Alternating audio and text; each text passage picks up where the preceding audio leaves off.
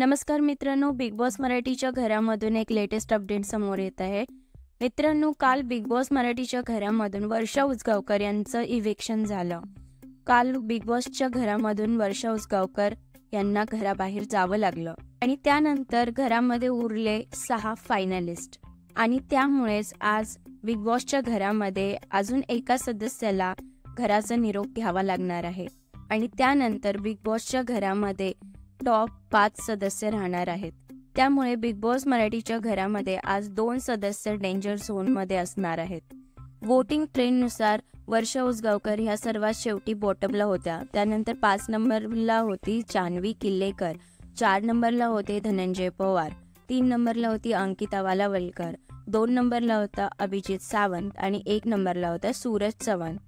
तर मित्रांनो, आता वर्षा उसगावकर यांच्या इव्हिक्शन नंतर जान्हवी किल्लेकर ही घराबाहेर जाईल अशी दाट शक्यता आहे.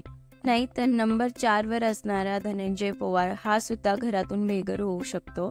म्हणजेच मित्रांनो, आज धनंजय पवार आणि जान्हवी किल्लेकर हे दोन्ही सदस्य डेंजर झोन मध्ये असणार आहेत. तर या दोघांपैकी आज एक सदस्य घराबाहेर जाऊ शकतो. तर मित्रांनो, तुम्ही कोणत्या सदस्याला सपोर्ट करता हे कमेंट सेक्शन मध्ये नक्की कळवा.